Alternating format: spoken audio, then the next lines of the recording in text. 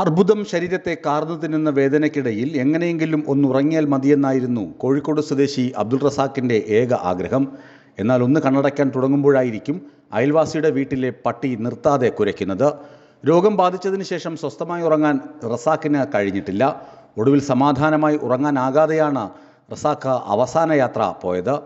കഴിഞ്ഞ August 4-നാണ് Kozhikode Thiruvannur V Abdul Razak വിട പറഞ്ഞത്. റസാഖിൻ്റെ മരണശേഷമാണ് മനുഷ്യാവകാശ കമ്മീഷനിൽ നിന്നും അനുകൂല ഉത്തരവെത്തിയത്.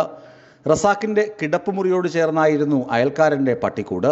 വർഷങ്ങൾക്ക് മുമ്പ് മകൾക്ക് കുഞ്ഞു ജനിച്ചപ്പോൾ കൂടുമാറ്റാൻ റസാഖ് ആവശ്യപ്പെട്ടിരുന്നു. എന്നാൽ അയൽക്കാരൻ ചെവിക്കൊണ്ടില്ല. കഴിഞ്ഞ വർഷം ഒക്ടോബറിൽ റസാഖിന് അർബുദം സ്ഥിരീകരിച്ചതോടെ കാര്യങ്ങൾ കൂടുതൽ വഷളായി.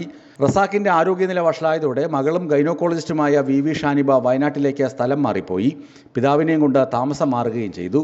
കൂട് കിടപ്പുമുറിയുടെ ഭാഗത്ത് നിന്ന് മാറ്റണമെന്നും രാത്രിയിൽ നായെ പുറത്തിറക്കരുതെന്നും ആവശ്യപ്പെട്ട് റസാഖിൻ്റെ ഭാര്യ സീനത്ത് മുഖ്യമന്ത്രിക്ക് പരാതി നൽകിയിരുന്നു.